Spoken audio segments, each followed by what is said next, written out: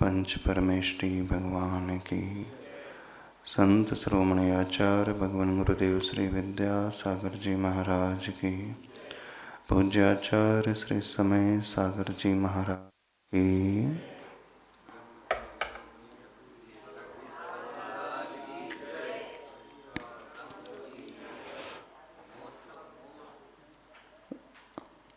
जीवन को व्यवस्थित बनाने के लिए, जीवन में आनंद पाने के लिए हर परिस्थिति, हर हाल में हम अपने में रहें। बाहर के निमित्तों से हम प्रभावित होने से बचें। परिस्थितियां हम पर हावी न हो, बल्कि हम अपनी मनस्थिति को सुधार करके अपने आनंद को प्राप्त कर सकते हैं। न केवल उस आनंद को प्राप्त कर सकते हैं, अपितु इस आनंद को बनाए भी रख सकते हैं। हमने समझा हमारे भावों का प्रभाव हमारे ऊपर होता है, पूरा होता है। इसकी विसल थोड़ी सी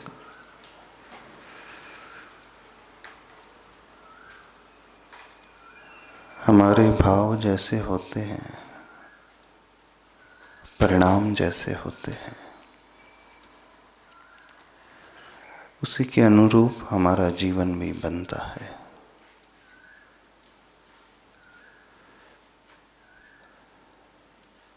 जब ये हमें ज्ञात हो जाता है,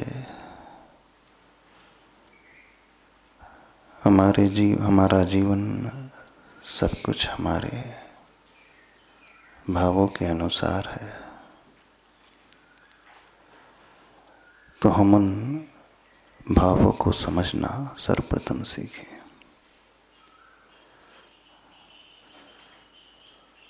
देखिए ये मंदिर है, थोड़ा सा बाहर आपने शूज जो है बाहर,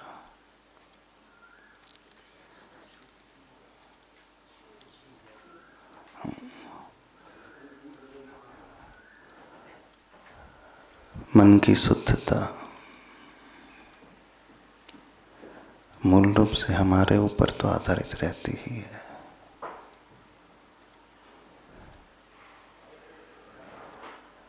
लेकिन हमारी सराउंडिंग में उस पर इफेक्ट पैदा करती है।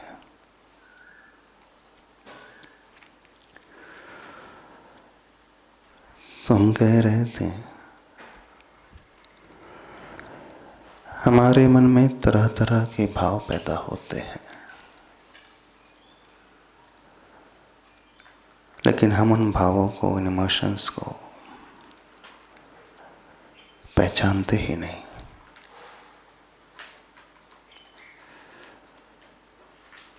उन इमोशन को कंट्रोल तो बहुत बाद में करना पड़ता है। पहले हम अवेयर होना सीखें। When you are aware of your emotions, you act instead of react. जब आप अपने इमोशंस के प्रति अवेयर होने लगते हैं, या अवेयरनेस आपके भीतर पैदा होती है, तब आपका वह एक्शन ही प्रॉपर होता है। और जहाँ हम अवेयर नहीं होते हैं, हम वहीं रिएक्ट पहले करने लगते हैं। आप देखा करो अपने अपने रिएक्शंस को, अपनी प्रतिक्रियाओं को।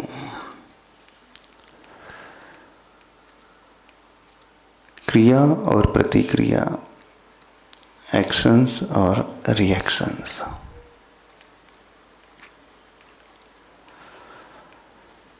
प्राय हर व्यक्ति तुरंत रिएक्ट करता है।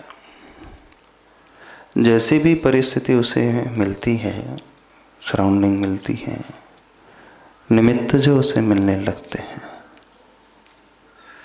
जो भी घटनाक्रम आसपास घटित होता है, जिन लोगों के साथ आप रहते हो, जहाँ आप रहते हो, तरह तरह के लोग आपको हमेशा मिलते रहेंगे।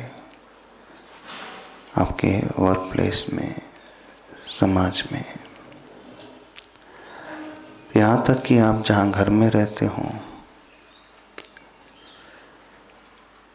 थोड़ा सा सामने वाला कुछ करता है और तुरंत आप रिएक्ट करने लगते हो। और वह रिएक्ट जो आप करते हो, वो रिएक्शन प्रॉपर नहीं होता। वो इसलिए नहीं होता है कि हम समझे बिना ही तुरंत उस भाव में बह जाते हैं।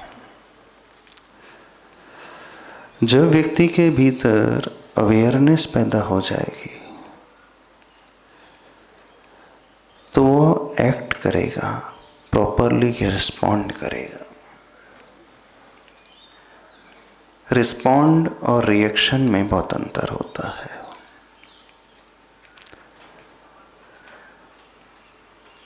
रिस्पॉन्ड भी एक प्रकार की एक्टिविटी है, क्रिया है, और रिएक्शन भी एक प्रकार की उस क्रिया की प्रतिक्रिया है। लेकिन रिस्पॉन्ड जब हम करते हैं तो हम सोच करके करते हैं, विचार करके करते हैं, एनालाइज करके करते हैं, अपने आप को कंट्रोल रखते हुए करते हैं। उसे आपकी भाषा में यदि हम कहें तो रिएक्ट एक प्रकार की वह एक्टिविटी होती है जिसे आप कहते हैं कि आप अपना आपा खो देते हैं। और रिस्पॉन्ड में आपका आपा अपने में रहता है। आपा का अर्थ होता है, वैसे आपा सा प्राकृत से बना है, अपा से आपा यानी आत्मा। लोक व्यवहार में कहा जाता है कि व्यक्ति ये अपने आपे में नहीं है ना, अपने आप में नहीं है, अपने आत्मा में नहीं है, अपने स्वभाव में नहीं। तो जब हम बिना सोचे समझे रिएक्ट करते हैं तो वहाँ हम अपने आप में नहीं रहते, हम उस बहाव में बह जाते हैं तुरंत। जैसे ही सामने वाला कुछ कहता है, कुछ करता है और जो हमारे मन के अनुकूल नहीं होता है, उस समय हम अपना कंट्रोल खो देते हैं। तो वो एक्टिविटी कहलाती है रिएक्ट।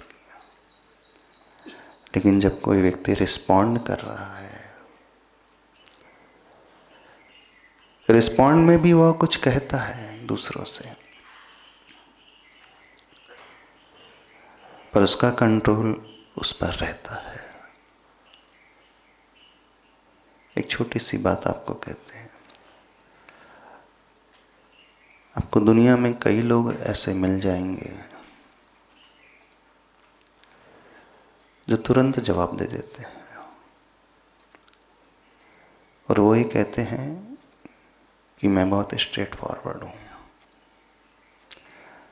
मैं मन की बात मन में नहीं रखता हूँ, जो मन में आए तुरंत कह देता हूँ और कह कर के फ्री हो जाता हूँ। मैं उन लोगों में से नहीं हूँ कि सुन लिया और अंदर ही अंदर घुटते रहूँ, सोचते रहूँ, विचार करते रहूँ। आपने जैसा कहा उसके अनुसार मुझे जो लगा मैंने तुरंत कह दिया, तुरंत जवाब दिया। जवाब दे करके मैं टेंशन फ्री, आप भी फ्री। ऐसे बहुत सारे लोग होते होंगे, मिलते होंगे आप लोगों को। और वो क्या कहते हैं, हम स्ट्रेट फॉरवर्ड हैं, हम छिपा करके नहीं रखते। उन लोगों में से नहीं है कि इनके मन में तो बात आ जाती है, लेकिन किसी लोक लाजवश अथवा डर के कारण, झिझक के कारण मन में तो भाव आ रहा है, कह नहीं पा रहे, और अंदर ही अंदर उसे दबा करके रखते हैं, कुड़ते रहते हैं। तो उनसे तो अच्छे हम हैं, जो भी आया हमने कह दिया, कह करके फ्री हो गए। और हम बड़े स्ट्रेट फॉरवर्ड हैं। ये जो एक्टिविटी हो रही है ये कहलाती है व्यक्ति की रिएक्शन वाली एक्टिविटी। स्ट्रेट फॉरवर्ड होने में कोई प्रॉब्लम नहीं, होना भी चाहिए व्यक्ति को। लेकिन दुनिया जिसे वो कहती है कि मैं स्ट्रेट फॉरवर्ड हूँ, प्रॉब्लम स्ट्रेट फॉरवर्डनेस में नहीं है, प्रॉब्लम ब्लंटनेस में है। ब्लंटनेस समझते हो? कहा जाता है कि व्यक्ति बहुत ब्लंट है। स्ट्रेट फॉरवर्ड होने में यह हो सकता है कि व्यक्ति अपनी बात को तो रखे, लेकिन समझदारी से अपनी बात को रखे, सोच करके अपनी बात को रखे, सामने वाले को साथ में लेकर के अपनी बात में को रखे। वो यह सोचे कि मेरे इस प्रकार से ब्लंट होने से उसे कितनी आघात, कितनी ठेस पहुंचेगी, कितना आघात पहुंचेगा। वो पहले यह सोचता है, फिर वो अपनी बात रखता है। तुरंत उत्तर देने में कभी कोई समस्या नहीं है, लेकिन समस्या जहां आ जाती है, जिस तरीके से उत्तर दिया जाता है, दुनिया में प्रॉब्लम वहां से क्रिएट होता है। और सारे झगड़ों की फसाद जो होती है, आप गलत तरीके को अपने जीवन में अपनाते हैं। दूसरी बात वो ये कहते हैं, आप हमारे तरीके पर ना जाएं, हमारे उद्देश्य को समझें। हमारा भाव थोड़ी ऐसा है, हमारा भाव, हमारा उद्देश्य तो आपको आघात पहुंचाना नहीं, हमारा भाव तो वस्तु स्थिति को क्लियर करना है, समझाना है। पर याद रखें, दुनिया को आपका उद्देश्य नहीं दिखता है, दुनिया को आपका व्यवहार नजर आता है। और जहां तक उद्देश्य की बात है, उद्देश्य हर एक का अच्छा होता है, किसी का उद्देश्य खराब नहीं होता। जहां परिस्थिति बिगड़ती है, सामने वाला कहता है कि मैं अपनी दृष्टि से सही हूं, और आप कहते हैं कि हम अपनी दृष्टि से सही हैं। तो भावों की हम बात करें, उद्देश्य की हम बात करें, तो उद्देश्य सबका अच्छा होता है। अब ये जो प्रॉब्लम क्रिएट हो रहा है, इसमें समस्या कहाँ आ रही है? व्यक्ति तुरंत ब्लंट हो जाता है, यानी जिस टोन से वो आंसर देता है, सारी समस्या उस टोन से खड़ी हो जाती है। हो जाती है कि आजकल आप सभी लोग थोड़ा सा धर्म करने लगे हो, समय मंदिर में देने लगे हो, गुरुओं के पास आने लगे हो, एक ही तरीका है। आजकल बहुत धर्म करने लगे हो। हाँ, बात तो वही कही ना। आजकल आप मंदिर आते हैं, और आजकल आप बहुत मंदिर में समय देने लगे हो। क्या अर्थ हो गया? सेंटेंस तो एक ही है ना, नहीं? एक में कॉम्प्लीमेंट है और एक में कमेंट है ना? एक में अनुमोदना है और एक में व्यंग है, नहीं? ऐसे होता है कि नहीं? आप कॉम्प्लीमेंट देते हो कि कमेंट्स कसते हैं। तो जहां व्यक्ति ब्लंट हो जाता है वो एक प्रकार से व्यंग कसता है, कमेंट्स कसता है। और जहां व्यक्ति स्ट्रेट फॉरवर्ड होता है वो अपनी बात को रखता तो है परंतु शालीन तरीके से रखता है। तो जो शालीन तरीके से अपनी बात को रखने वाला व्यक्ति होता है उसे कहा जाता है वो रिस्पॉन्ड कर रहा है, वो समझदारी से भर कर के अपनी बात को रख रहा है। उस आफ्टर इफेक्ट को सोच करके, यानी इस क्रिया का परिणाम क्या होगा उससे पहले वह सोचता है, फिर बाद में अपनी बात रखता है।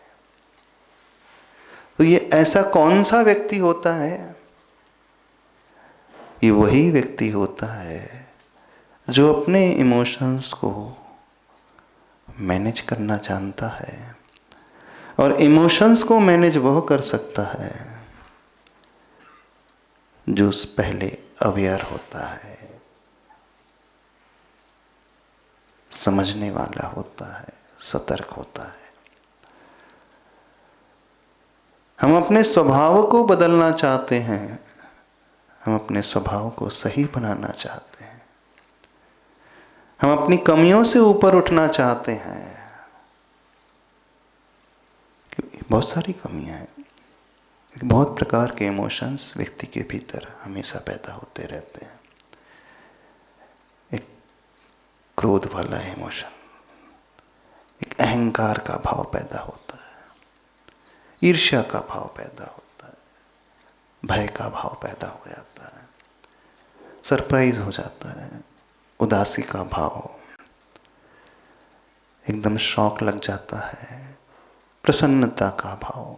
कई प्रकार के इमोशंस हमारे मन में हमेशा पैदा होते हैं ना। जब ये इमोशंस पैदा होते हैं वो कषायों से प्रभावित होकर के ही होते हैं, क्रोध से, अभिमान से, छल के भाव से, तीव्र आसक्ति से, लोभ से। इन चार कषायों के निमित्त से भिन्न भिन्न प्रकार के इमोशंस हमेशा पैदा होते रहते हैं। क्रूरता का परिणाम, हिंसा का तीव्र भाव, वंचना का भाव, ठगने का भाव, बेवकूफ बनाने का भाव, अथवा कमेंट्स कसने का भाव, नीचा दिखाने का भाव, प्रशंसा का भाव, आनंद से भरने का भाव, उदासी का भाव, ऊबने वाला भाव, बोरियत जिसे कहते हैं, व्यक्ति बोर हो गया है, अथवा निराशा का भाव, अथवा दीनता का भाव, हीनता का भाव, मैं कुछ हूं, यह भाव। कई प्रकार के भाव, कई प्रकार के इमोशंस हमारे मन में हमेशा पैदा होते रहते हैं। लेकिन विडंबना यह है कि हम उन इमोशंस को पहचान ही नहीं पाते, हम समझ ही नहीं पाते हैं। तो जो व्यक्ति उस फील्ड में अवेयर ही नहीं होगा तो वो तुरंत रिएक्ट कर जाता है, वो कंट्रोल नहीं कर पाता, उस भाव में बहता चला जाता है। डर का भाव है तो बहता चला जाएगा, ईर्ष्या का भाव तो बहता चले जाएगा, क्रोध का भाव है तो बहता चला जाएगा, बेवकूफ बनाने का, ठगने का भाव है तो उसी को क्रिया को करता चला जाएगा। डर का भाव है, कोई भी भाव उठा करके देख लो, जब आपको अच्छा नहीं लगता है, चिंता का भाव पैदा हो रहा है, अवसाद का भाव पैदा हो रहा है, डर का तीव्र अंदर से भय पैदा हो रहा है, संदेह का भाव, वहम का भाव, जो भी इमोशंस पैदा होते हैं व्यक्ति बहुत देर तक उन इमोशन के अनुसार ही बहता रहता। जब समय बहुत निकल जाता है फिर बहुत बाद में वो रियलाइज करता है, अरे मैं तो बह गया, मैं तो अपने आप को पकड़ ही नहीं पाया। इंफीरियरिटी का भाव जो नहीं करना चाहिए था, दीनता का भाव नहीं करना था, क्रोध का भाव नहीं करना था, गुस्सा नहीं करना था, जब हो जाता है बहुत समय के पश्चात उसे महसूस होता है गलत हो गया। होता है ना, सबके साथ यही होता है।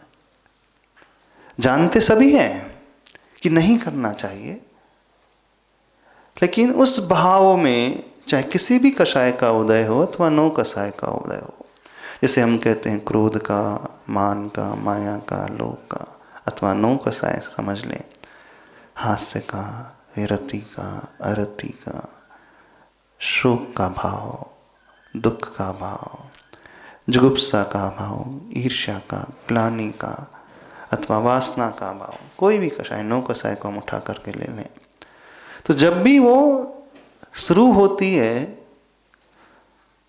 तो बहुत दूर तक निकल जाती है, फिर हम रियलाइज करते हैं अरे तो गलत हो गया। और सभी लोग रियलाइज करते हैं, चाहे कोई भी इमोशन पैदा हो रहा है, जब घटना घट जाती है तब महसूस होता है नहीं करना था, कर दिया। तो क्या समाधान है? हम अपने इमोशंस को बैलेंस बनाना सीखें। हम अपने इमोशंस को कंट्रोल करना सीखें। इमोशंस हम पर हावी ना हो जाएं, हम उन पर हावी हों। हम इमोशन के अनुसार ना अपने जीवन को बनाएं, यानी हम बहुत ज़्यादा इमोशनल ना हो जाएं। अब देखना, इमोशंस को पैदा होने से दुनिया का कोई व्यक्ति नहीं रोक सकता, यदि हम उसे धर्म सिद्धांत के अनुसार समझे। कर्म के उदय को दुनिया का कोई भी व्यक्ति नहीं रोक सकता। जैसे हमारे कर्म का उदय होगा उसे हमको भुगतना पड़ेगा, लेकिन कर्म के उदय में परिणाम हम कैसे करें ये हमारे हाथ में है। एक बड़ी अच्छी बात किसी ने कही, हम पक्षियों को अपने ऊपर मंडराने से रोक तो नहीं सकते, लेकिन घोंसला बनाने से अवश्य रोक सकते हैं अपने सिर पे। बारिश आ रही है, हम बारिश को रोक तो नहीं सकते, लेकिन बारिश से अपने आप को कैसे सुरक्षित करना ये तो हमारे हाथ में है ना, हमारे हाथ में कि नहीं है? ये हमारे हाथ में नहीं कि हम बारिश को ही कंट्रोल कर लें। तीव्र बारिश हो रही है तो आप छाता खोल करके अपनी रक्षा कर सकते हो, रेनकोट पहन करके कर सकते हो, सुरक्षित स्थान में इंतजार करके कर सकते हो। ये कोई आवश्यक नहीं है कि आप रास्ते में चल रहे हैं और बारिश हो रही है तो आप भीगते ही रहो। अब क्या कहो, अब आप कहोगे क्या करें, बारिश हो रही है तो भीगना तो पड़ेगा ही। नहीं, बारिश को रोकना हमारे हाथ में नहीं। बारिश होना एक प्रकार से हमारे कर्म का उदय है, उसे दुनिया का कोई व्यक्ति नहीं रोक सकता, कोई भी नहीं। छोटा क्या, बड़ा क्या, विद्वान क्या, ज्ञानी क्या, अज्ञानी क्या, असंयमी हो चाहे संयमी हो, अवृत्ति हो चाहे वृत्ति हो, अनुवृत्ति हो, महावृत्ति हो, एक महापुरुष भी क्यों ना हो वो नहीं रोक सकता, वो उसके हाथ में है ही नहीं। ठीक ऐसे ही इमोशंस हमारे मन में हमेशा पैदा होंगे ही होंगे। हम नहीं रोक सकते कि इमोशन हमारे मन में पैदा ही ना हो, संभव नहीं है, हमारे हाथ में है नहीं, ये वो स्वभाव है। मन है तो मन में विचार हमेशा आते रहेंगे। कोई यदि कहे कि मैं ऐसा पुरुषार्थ कर लूंगा, ऐसी साधना कर लूंगा कि मेरे मन में विचार ही ना आए, असंभव। और जो ऐसी साधना करने की कोशिश करता है वो गलत कर रहा है, कुछ नहीं पाएगा वो, क्योंकि वो नेचर के अगेंस्ट जा रहा है, प्रकृति के विरुद्ध जा रहा है। तो उसे रोकना हमारे कंट्रोल में नहीं है। हमारे कंट्रोल में क्या है, हम उसे समझने की कोशिश करें। बारिश को रोकना हमारे कंट्रोल में नहीं है, लेकिन उस आती हुई बारिश में हमें भीगना है, पूरा भीगना है कि अपने आप को सूखा रखना है, ये हमारे हाथ में। तो जो हमारे हाथ में है हम उसे समझने की कोशिश करें। इमोशंस पैदा होंगे, परिस्थितियां हैं, तुरंत व्यक्ति के मन में कोई ना कोई भाव आएगा। कोई निमित्त मिलेगा, तुरंत भाव आ जाएगा। निमित्त ना भी मिले, सामने वाला स्मृति में आ गया, तुरंत भाव आ गया, वो आएगा। और वो भाव जो पैदा होता है हमारे ही कर्म के उदय से पैदा होता है, उसे कोई नहीं रोक सकता। अब हमारा पुरुषार्थ कहाँ से शुरू होता है हम उसे समझने की कोशिश करें। तो हमारा पुरुषार्थ शुरू होता है, उसकी पहली स्टेप है अवेयरनेस। उसे जाने, हम जो भी इमोशंस पैदा हो रहा है हम उसे समझे। सामने वाला प्रतिकूल निमित्त बन करके हमारे सामने आ गया, वो हमें अपशब्द कह रहा है, गाली दे रहा है, अथवा मन के प्रतिकूल कार्य कर रहा है, हम देख रहे हैं वो कार्य बिगाड़ रहा है, और हमारे मन में इमोशन पैदा हो गया, अच्छा नहीं लग रहा, गुस्सा सा आने लगा। ठीक है, अब जो भाव पैदा हुआ पहले उसे देखो, क्रोध आना शुरू हो गया। अब जैसे ही हम उसे देखने वाले हो जाते हैं तो फिर हम उससे जुड़ते नहीं। एक उदाहरण देते हैं। एक रास्ता है, बहुत बिजी रोड है, उसमें हमेशा गाड़ियां आते ही रहती हैं, जाते ही रहती हैं। कभी वो रास्ता फ्री रहता है नहीं, शांत रहता ही नहीं। और आप उस रास्ते में हो, गाड़ी चला रहे हो, और आपकी गाड़ी पंक्चर हो जाए तो क्या होगा बताइए। बहुत बिजी हाईवे है, उस गाड़ी में, जिस गाड़ी में आप बैठे हैं, बीच रास्ते में पहुंच करके आपकी गाड़ी पंक्चर हो जाए, तो कोई प्रॉब्लम आपकी गाड़ी में आ जाए और वहीं स्टैंड स्टिल हो गई, खड़ी हो गई, तो क्या होगा? ट्रैफिक जाम हो जाएगा। बीच रास्ते में खड़ी है कोई आपकी गाड़ी, अब पीछे से लाइन लगी है गाड़ियों की, जब तक आप स्थान नहीं दोगे पीछे वाली गाड़ियां आगे बढ़ नहीं सकती। रोड उतना ही चौड़ा है, यहां से भी गाड़ियां आ रही है, सामने से भी गाड़ियां आ रही हैं। तो जैसे ही एक गाड़ी का एक्सीडेंट होता है अथवा एक गाड़ी में खराबी आ जाती है तो क्या हो जाता है? ट्रैफिक जाम होने लगता है। अब कोई व्यक्ति यदि ट्रैफिक जाम में फंस गया अथवा आप ही फंस गए हो तो उस समय कैसे विचार आते हैं? अच्छे विचार तो नहीं आते। आकुल व्याकुल परिणाम होने लगता होगा व्यक्ति का। कोई अर्जेंट वर्क होगा तो बार बार उसे चिंता सताने लगेगी, कुछ भी होने लगेगा। एक स्थिति वो है, और एक स्थिति यह है, रोड बहुत बिजी है, गाड़ियां आ रही हैं और गाड़ियां जा रही हैं, और आती और जाती हुई गाड़ियों को आप साइड में खड़े होकर के सिर्फ देख रहे हो तो आपको प्रॉब्लम होगा? प्रॉब्लम नहीं होगा। आप रोड से बाहर आ गए, किनारे में खड़े होकर के देख रहे हो तो प्रॉब्लम नहीं है, और आप उस रोड के हिस्से बन गए तो आपको प्रॉब्लम शुरू हो जाएगा। समझ रहे हो हम क्या कह रहे हैं? तो जैसे ही हम साइड में खड़े होकर के देखना शुरू कर देते हैं,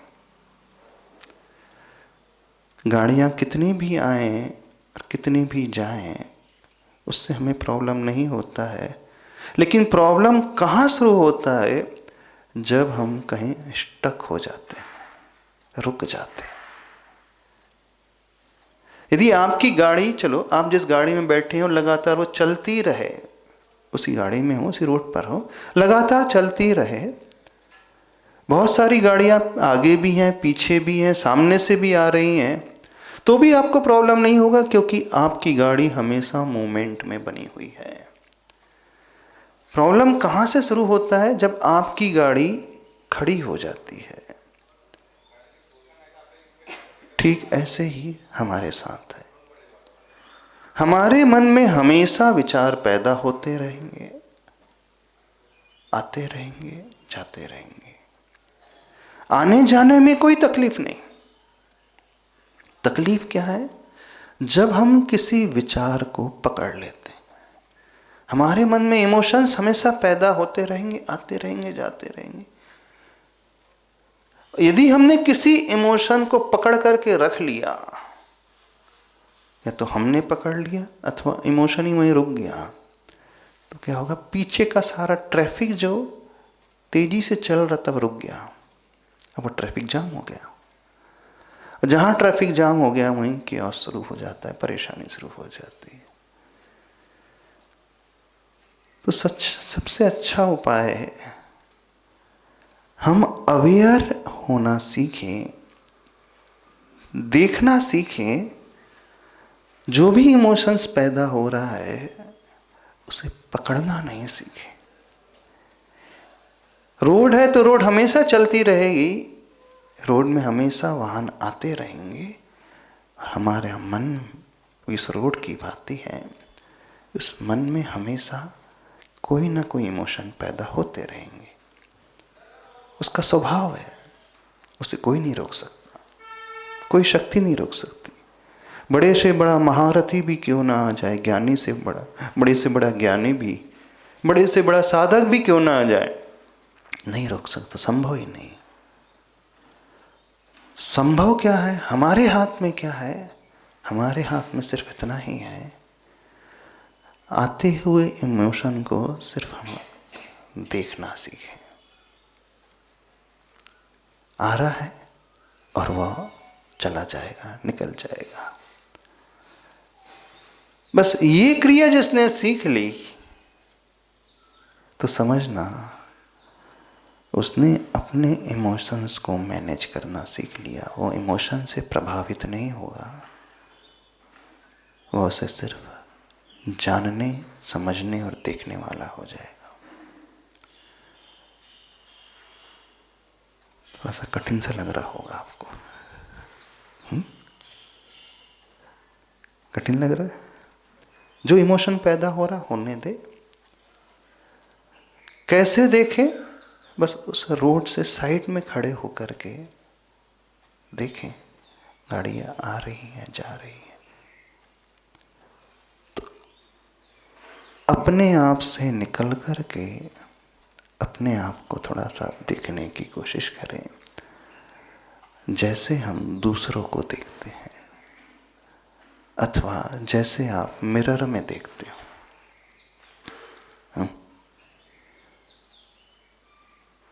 एक बड़ी अच्छी कला है।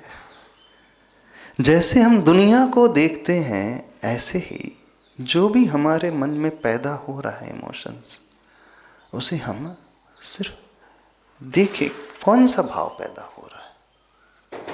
तो जब हम देखने वाले हो जाते हैं तो हम उससे जुड़ते नहीं। जो जाना दी सो जाना दी, यो वेत्ति स वेत्ति स न करोति। समय सार की बात। जो वेत्ति है यानी जानता है, वेदन करता है, वो सिर्फ वेदन करने वाला होता है, वो करने वाला नहीं होता है। तो जब हम प्रेजेंट मोमेंट में आने लगते हैं तो उस समय हम उसे जानने वाले हो जाते हैं, देखने वाले हो जाते हैं। उस समय हम जुड़ते नहीं हैं, करते नहीं हैं, हम उस स्थिति में पहुंच जाते हैं। बात समझ में आ रही क्या कह रहे हैं? तो पहला स्टेप अवेयरनेस। बारिश आ रही है, हाँ देखो बारिश आ रही है। अब दूसरा स्टेप, हमारे मन में इमोशंस पैदा हो रहा है, अब उसका सोर्स हम ढूंढने की कोशिश करें।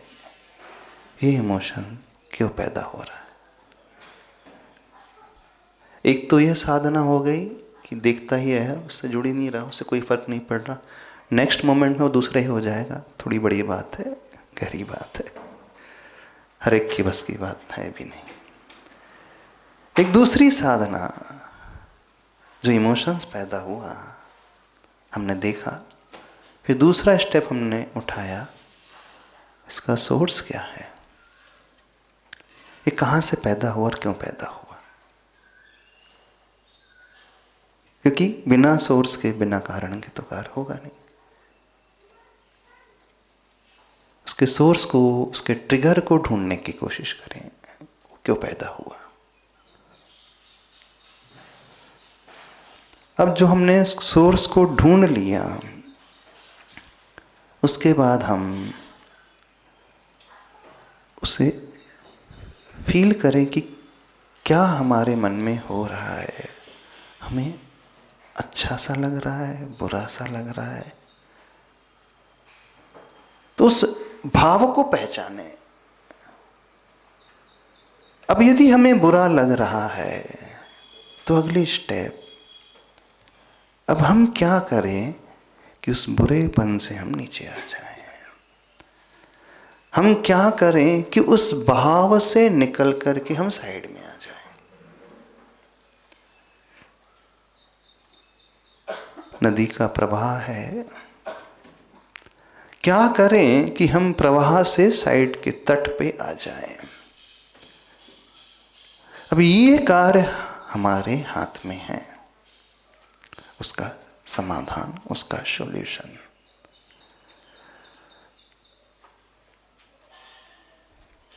समझ में नहीं आ रहा?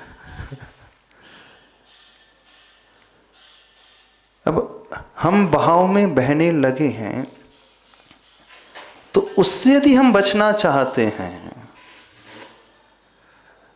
तो तुरंत अपने आप को डाइवर्ट करना है। अब डाइवर्ट कैसे करें? अब आप कहोगे महाराज जी जानते तो सब है, लेकिन उस समय सब ध्यान नहीं आता है। हाँ, हम जानते हैं गुस्सा नहीं करना चाहिए, लेकिन उस समय ये ध्यान में नहीं आता है सब बातें। उस समय तो गुस्सा हो ही जाता है, जब हो गया सब निपट गया, फिर बाद में महसूस होता है अरे गलत हो गया। हम जानते हैं ईर्ष्या नहीं करना, लेकिन हो जाती है ईर्ष्या।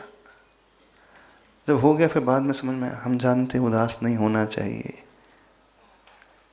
हम जानते हैं दुख का भाव पैदा नहीं होना चाहिए, शोक का भाव पैदा नहीं होना चाहिए, हम जानते हैं चिंता का भाव पैदा नहीं होना चाहिए, डर का भाव पैदा नहीं होना चाहिए, लेकिन हो जाता है। तो यदि हम उस भाव में बहने लगे हैं तो तुरंत हमें अपने आप को डाइवर्ट करना है। तो डाइवर्ट वह व्यक्ति कर पाएगा जब वह रियलाइज करेगा कि मैं बहाव में बह रहा हूं। यानी कहीं ना कहीं उससे वो अवेयरनेस लाना ही पड़ेगा, वो जागृति लाना ही पड़ेगा। अब उससे इतनी जागृति हो गई है, वो महसूस कर रहा है कि मैं बहाव में बहता चला जा रहा हूं। यदि वो देखने वाला हो गया तो कहीं ना कहीं वो सॉल्यूशन को ही पकड़ लेगा। अब जिस भाव में हम बह रहे हैं, तो हम मन से भी बह रहे हैं, वचन से भी बह रहे हैं, काया से भी बह रहे हैं, श्वास से भी बह रहे हैं। तो उससे अपने आप को तोड़ने का उपाय सबसे पहला जो होता है, हम अपनी श्वासोच्छ्वास पे थोड़ा सा एकदम ध्यान देने लगे, अथवा डीप ब्रीदिंग करने लगे, गहरी श्वास लें। अब हम सोचे कि हम कोई बहुत बड़ा सूत्र याद कर ले, वो घटना कर्म याद कर ले, वो नहीं। जिसके निकट हम सबसे अधिक होते हैं, अथवा जो सबसे निकट हमारे होता है, वो होती है हमारी श्वास। अब हम गुरु की बात याद कर ले, वो सूत्र याद करें, वो गाथा याद करें, उस प्रेरणा प्रसंगों को याद करें, उस समय वो याद नहीं आता। सब आता है? बिल्कुल नहीं आता था उस समय, क्योंकि बहुत दूर का है, बहुत बाहर का है। हमारे निकट क्या है कि हमारे निकट यानी हमारी आत्मा के निकट एक तो हमारा शरीर है, जहां हमारी आत्मा वहीं शरीर है, जहां हमारा शरीर है वहीं आत्मा है। अब इस शरीर और आत्मा को जोड़ने वाला क्या है? तो हमारी श्वासोच्छ्वास है ना? और हम श्वासोच्छ्वास से रहित कभी नहीं होते। हमेशा व्यक्ति श्वासोच्छ्वास लेता ही रहता है। तो जो हमारा अपना कार्य होता ही रहता है और हमेशा हो रहा है, हम सबसे पहला कार्य ये करें, काम ये करें कि श्वास की ओर ध्यान देना शुरू कर दें। इसलिए जब भी ध्यान कराया जाता है अथवा माइंडफुलनेस की बात की जाती है, जागृति लाने की बात की जाती है अथवा निवृत्ति की बात की जाती है, तो कहा जाता है आती हुई और जाती हुई श्वास को देखना शुरू करो। तो जो व्यक्ति उस श्वासोच्छ्वास को देखना शुरू कर देता है, वह उन इमोशन से बच करके अपने में आने लगता है, वो प्रेजेंट मोमेंट में आने लगता है। इमोशंस के भाव में क्या होता है? या तो हम अतीत में पहुंच जाते हैं अथवा भविष्य की कल्पना को लेकर के उसमें उलझ जाते हैं, चिंता को लेकर के उसमें उलझ जाते हैं। अब क्या होगा भविष्य में, व्यापार ठीक चलेगा कि नहीं, बेटा साथ देगा कि नहीं, एग्ज़ाम में मार्क्स ठीक आएंगे कि नहीं, पैसा रिटर्न आएगा कि नहीं, वो कस्टमर है देगा कि नहीं, लौट आएगा कि नहीं, वसूली होगी कि नहीं। या तो व्यक्ति उस भविष्य की कल्पना के जाल में उलझता है अथवा जो अतीत में उसके साथ घट चुका है उससे वो याद करता चला जाता है। दो ही चीज़ होती है हमारे साथ, या तो हम पास्ट में चले जाते हैं या फ्यूचर की प्लानिंग को लेकर के आगे बढ़ने लगते हैं। तो जैसे ही हम श्वासोच्छ्वास के साथ होने लगते हैं तो हम या तो अतीत में थे तो हम अतीत से तुरंत वर्तमान में आने लगते हैं, और भविष्य में हम उड़ रहे थे तो खींच करके हम अपने आप को वर्तमान में लाने की कोशिश करने लगते हैं। थोड़ी देर तक यदि हम अपने श्वासोच्छ्वास को सिर्फ देखने लगे अथवा गहरी श्वासोच्छ्वास लेने लगे तो हम अपने आप को उससे बचाना शुरू कर देते हैं। हम उस इमोशनल जाल से बाहर निकलना शुरू कर देते हैं। ये कहलाता है अपने आप को थोड़ा सा डायवर्ट करना, कि पहला स्टेप यही लेना पड़ेगा, इसके अलावा और कोई नहीं। जब हमें लगने लगा कि हम थोड़ा सा लौट करके अपने ही पास आ रहे हैं, वैसे तो हैं हम अपने साथ ही थे लेकिन हम भावों से कहीं और पहुंच गए थे, इमोशन से चिंता वाले भाव में, डर वाले भाव में पहुंच गए थे, क्रोध वाले भाव में पहुंच गए थे। तो हम श्वासोच्छ्वास की ओर ध्यान केंद्रित करने लगते हैं तो हम अपने पास आने लगते हैं। अब थोड़ा सा हमें क्लू मिल गया, कोई व्यक्ति बह रहा है, थोड़ा सा उसे सहारा मिल गया, थोड़ा सा एक लकड़ी का टुकड़ा भी मिल जाता है अथवा किनारे का कोई हिस्सा हाथ में आ जाता है, थोड़ी इसकी जान में जान आ जाती है। फिर वो और उस मजबूती को बढ़ाने की कोशिश करता है। अब उसे मजबूती को लाने के लिए फिर वो क्या करे, जो हमने पूर्व में अभ्यास किया है उस अभ्यास को रिकॉल करें। जो हमने पूर्व में साधना की है, गुरु के उस वाक्य को याद करें, उस गाथा को याद करें। धीरे धीरे अथवा व्यक्ति क्षेत्र परिवर्तन करे, किसी और से बात करने लगे। अब अकेले ही हैं, कोई और है नहीं हमारे साथ जो हमें संभाल सके, कि प्राय हम अकेले ही रहते हैं। जब हम इमोशंस में बह जाते हैं तो कोई और होता नहीं। हम अकेले ही होते हैं, तो सारा पुरुषार्थ हमें ही करना पड़ेगा, कोई दूसरा आएगा नहीं हमें बचाने के लिए। बहुत रेयरली होता है कि दूसरा आ जाए हमें बचाने के लिए। आ जाए तो बहुत अच्छा है, और नहीं आए तो क्या करें अब? थोड़ा सा उस साधना को लेकर के आए जो हमने सीखी है, समझी है।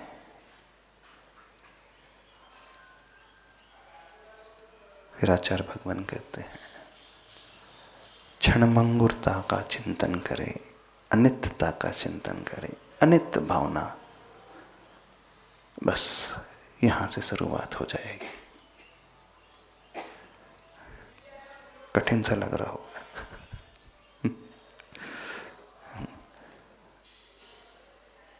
पर संभालना तो हमें ही होगा। बारिश तेज आ रही है तो छाता तो आपको पहले से इंतजाम करके रखना पड़ता है। लास्ट मोमेंट में आप छाता नहीं हिला सकते। छत को भी आपको पहले से ही बना करके रखना पड़ता है। घर की छत होगी तो वहीं तो आप सुरक्षित रह पाओगे। आग लगने पर कोई कुआं नहीं खोदता है, तब खोदा जाता है कुआं? नहीं। कुएं की तैयारी पहले से, फायर ब्रिगेड की तैयारी पहले से, यानी कंटिंजेंसी प्लानिंग हमेशा पहले से होती है। जो भी हमारे साथ ऊंचा नीचा हो तो उसकी तैयारी हम पहले से करते हैं। हर घर में फर्स्ट एड बॉक्स होता है ना, डेटॉल की शीशी होगी, कुछ ट्यूब होगा, कॉटन होगा, होता है ना। छोटी मोटी दवाइयाँ आप रखते हैं। कुछ हो जाए तो इंस्टेंटली क्या करा जाए, डॉक्टर के पास तो बहुत बाद में पहुँचेंगे। जो घरेलू उपचार हम कर सकते हैं वो कर लेते हैं। तो जो घर में आपने फर्स्ट एड बॉक्स बना करके रखा है, अथवा जो पहले की तैयारी होती है, अब वह हमारे जीवन में काम में आती है। इसलिए तैयारी पहले से की जाती है। तो फिर आचार्य भगवान कहते हैं कौन सी तैयारी? तो अच्छी भावनाओं को भाने की तैयारी। फिर यहाँ काम आती है उसकी 12 भावना की प्रैक्टिस, अनित्य भावना का चिंतन, वैराग्य भावना का चिंतन, असुचि भावना का चिंतन, अथवा व्रत की भावना का चिंतन, अथवा गुरु ने जो सूत्र दिया है उस सूत्र का चिंतन। ये अभी सब मानसिक दशा में चल रहा है। फिर बाहरी संबल यदि हमें पाना चाहते हैं तो क्षेत्र को हम परिवर्तित कर लें। कोई ऐसा कार्य तुरंत करने लगे जिसके प्रति हमारा इंटरेस्ट बहुत अच्छा है, जो हमारे रुचि का है। तो उस रुचि की ओर दृष्टि लाते ही फिर हमारा मन वहां से हट करके इस क्षेत्र में आने लगेगा। क्या समझ रहे हो? समझ में आ रहा है? लेकिन एक तैयारी पहले से होना चाहिए। जो भी इमोशंस पैदा होते हैं, फिर यदि हम नहीं संभाल पा रहे हैं तो किसी बड़े से हम उसको शेयर करें, उनसे पूछें, उनसे मार्गदर्शन लें, अथवा स्वयं अपना भाव जर्नल में लिखना शुरू करें, अभ्यास करें। फिर इसके और भी तरीके होते हैं। गृहस्थ होता है तो उस मूड को बदलने के लिए लाइट म्यूजिक सुनता है। जिसका इंटरेस्ट कुछ पेंटिंग में होता है, आर्ट्स में होता है, तो वह अपने इंटरेस्ट के अकॉर्डिंग उस आर्ट को बनाने वाला हो जाता है। फिर यहाँ पर जो हमने याद किया है उस एफर्मेशंस को हम दोहराना सीखें, उस गाथा को हम पढ़ना सीखें, स्वयं से हम बात करना सीखें। पॉजिटिव जो कोट्स है जो हमने समझे हैं उसे याद करें, उसे पढ़ें। इसलिए आचार्य जी कहते थे, अपने आप को संभालने के लिए हर व्यक्ति को, हर साधक को कुछ ना कुछ ऐसे सूत्र हमेशा अभ्यास करते चलाना जाना चाहिए जिससे उसका परिणाम संभलते रहे। तो वो कुछ गाथा विशेष होती हैं जिसमें अनित्य भावना का चिंतन होता है, कुछ गाथा विशेष जिससे राग कम हो जाता है, वैराग्य का भाव दृढ़ हो जाता है, शोक का भाव कम हो जाता है। वो जरूरी नहीं प्राकृत में हो, संस्कृत में हो, हिंदी में भी कर सकते हैं, इंग्लिश में भी कर सकते हैं। एक ऐसा सूत्र जिसे पढ़ करके हमें अलग एनर्जी मिलती हो। तो कुछ गाथाओं को हमेशा कंठस्थ नहीं, हृदयस्थ कर लेना चाहिए। रसमरूपम गंधम अथवा जो जानदी, बहुत सारी गाथाएं हैं। एको हम निर्ममा शुद्धो, मैं अकेला हूँ, अथवा आप अकेला अवतरे, अथवा परिवर्तन संसार का नियम है। जिससे भी हमारा मन संभलने लगे उसे हम याद करना शुरू करें, कुछ पॉजिटिव सेल्फ टॉक करें, कुछ पॉजिटिव भावनाओं को अपने भीतर लाएं, कुछ पॉजिटिव कोट्स को हम पढ़ें, कुछ पॉजिटिव गाथा को हम पढ़ें। फिर दूसरा रास्ता आता है विपाक विचय धर्म ध्यान। अर्थात जो भी हमारे साथ हो रहा है हमारे ही कर्म उदय से हो रहा है, उसमें उस निमित्त का कोई दोष नहीं है। बहुत सारे तरीके होते हैं, उन तरीकों का आलम्बन लेकर के व्यक्ति फिर अपने इमोशंस को मैनेज कर सकता है। समझ रहे हो? नहीं समझ में? कठिन तो नहीं लग रहा? आप सोच रहे होंगे महाराज जी आप क्या सिखाने लगे। जीवन ऐसे ही बेहतर बनता है। हम हमेशा बहाव में बहते चले जाते हैं। तो देखना सीखें, अपनी पूर्व धारणा से ऊपर उठना सीखें। बहुत सारे समाधान हमारे निकट ही होते हैं, लेकिन जो हमने धारणा बना ली है उसे हम नहीं देख पाते हैं। एक छोटा सा उदाहरण से बात क्लियर हो जाएगी। एक बार एक ऊंट का व्यापारी था। 100 ऊंट तो उसके काफिले में थे, और उस ऊंटशाला को जो संभालता था, चूंकि रेगिस्तान की यात्रा चल रही थी, बीच रेगिस्तान में पहुंच गए। अब रात्रि का अंधकार हो गया था, तो उस मालिक ने कहा ऊँटों को व्यवस्थित कर दो, ऊँटों को ऊँटशाला में अच्छे से रखो, रात्रि विश्राम हो जाएगा, ताकि प्रातः काल से पुनः यात्रा शुरू होगी। अब वो जो ऊँट को संभालने वाला व्यक्ति एक एक ऊँट को लाता, खूंटे से बांध करके वहीं बैठा था। लेकिन उस समय क्या हुआ कि उसकी कुछ रस्सियाँ कम पड़ गई। अब रस्सियाँ कम पड़ गई और ऊँट ज़्यादा थे, तो मालिक के पास पहुंचता है, मालिक रस्सियाँ नहीं है, क्या करूं? तो बोले ऐसा करो, उसके गले में ऐसा हाथ फेरो और ऊँट को लगना चाहिए कि तुमने रस्सी से उसे बांध दिया है, और बैठा देना तो बैठ जाएगा। बोले ये भी कोई रास्ता हुआ? बोले हाँ करके देखो। तो ऊँट के गले में ऐसा हाथ फेरता है। लेकिन रोज की आदत थी ऊँट की। सेवक आता था, गले के में हाथ फेरता था, रस्सी को लगाता था, गठान बांधता था, तो बैठ जाता था। अब उसने ऊँट के साथ ऐसे किए, जो बचे हुए 2 ऊँट थे, उसके गले में हाथ फेरा और ऐसा कि पूरा एक्शन किया कि रस्सी से बांध रहा है गठान। सही में ऊँट बैठ गए। सवेरे का समय हुआ तो मालिक ने कहा चलो ऊँट खोलो, सबको लेकर के चलना है। सारे ऊँट की उसने रस्सी खोल दी, 98 की खोल दी, लेकिन 2 में तो बंधी नहीं थी। वो उसे उठाने लगा वो उन ऊँटों को, तो उठने को तैयार नहीं। बड़ा परेशान, मालिक के पास आकर बोलता मालिक ये तो उठ ही नहीं रहे दोनों ऊँट। बोले क्यों नहीं उठ रहे? बोले रस्सी खोलो ना उनकी। रस्सी खोलूं कैसे, बांधी नहीं थी तो कहाँ से खोल दूं मैं? अरे बांधी कैसे नहीं थी, तुमने कल पूरी एक्टिंग की थी ना बांधने की। हाँ बोले की थी। तो बोले जैसे उसे बांधने की एक्टिंग की थी वैसे उसके लिए खोलने की एक्टिंग करो, तब उसे समझ में आएगा कि हाँ मेरी रस्सी खुल चुकी है। तो वो आता है पूरी अब खोलने की एक्टिंग करता है, पूरी एक्टिंग करता है, तो ऊँट को लगता है कि हम रस्सी खुल चुकी है और वो करके खड़े हो जाते।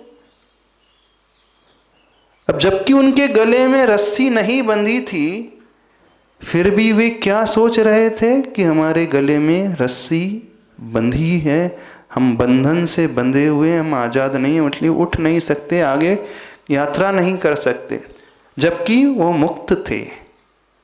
बस हमने जो धारणा बना ली है हम उसी में बहते चले जाते हैं।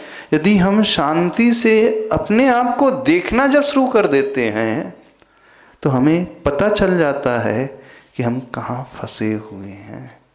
कुछ समझ में आ रहा है कि नहीं समझ में आ रहा है? तो सबने अपने अपने गले में एक रस्सी बांध ली है, इनविजिबल रस्सी है। और वो रस्सी जो है, कौन सी रस्सी? हाँ, कौन सी रस्सी है? वो निमित्त हमें परेशान करता है, वो अज्ञान की रस्सी है। तो आप आंखें खोल करके अपने इमोशंस को पहले देखना शुरू करें, मैं सही में बंधा हूं कि सही में मुक्त हूं। जब मैं देखना शुरू कर देता हूं तो तुरंत मुझे रास्ता मिल जाएगा। यदि वे ऊंट भी अपने आप को देखने लगते तो बंधे थे ही नहीं, वो तो मुक्त ही थे। बस उन्होंने धारणा बना ली थी कि हम बंधे हैं और उस भाव में वो बह रहे थे। तो ऊंट जैसी मान्यता लेकर के हर व्यक्ति अपने आप को बंधा हुआ महसूस कर रहा है, फंसा हुआ महसूस कर रहा है, उससे ऊपर नहीं उठ पा रहा है। तो अपने इमोशंस को यदि हम मैनेज करना चाहते हैं तो उसका प्रथम कदम है अवेयरनेस। देखें क्या हम, कितना हम बंधे हैं, कैसे हम बंधे हैं, बंधे भी हैं कि नहीं बंधे हैं। यदि हम नहीं बंधे हैं तो कोई चिंता नहीं, और बंधे भी हैं तो उसे देखने से ही हमें कहीं ना कहीं वो सॉल्यूशन ही उसमें मिलना शुरू हो जाता है। ठीक है, समय हो गया आपका। तो कैसे अपने इमोशंस को प्रोसेस करना समझ में आ गया? उसकी स्टेप 1, देखना शुरू करो, उसके सोर्स को पहचानना शुरू करो, फिर उसे फील करो, फिर उससे अपने आप को डाइवर्ट करने के लिए समाधान का आलम्बन लो, श्वासोच्छ्वास की ओर दृष्टि लाओ। फिर जो अभ्यास हमने पूर्व में किया है, साधना की है, जो समझा है, सुना है, उसे रिकॉल करें और नए सिरे से कुछ अच्छा चिंतन, अच्छा आलम्बन लेंगे तो हम बहुत आसानी से उस पानी से अपनी रक्षा, बारिश से अपनी रक्षा, उन इमोशन के बहाव से अपनी रक्षा कर सकते हैं।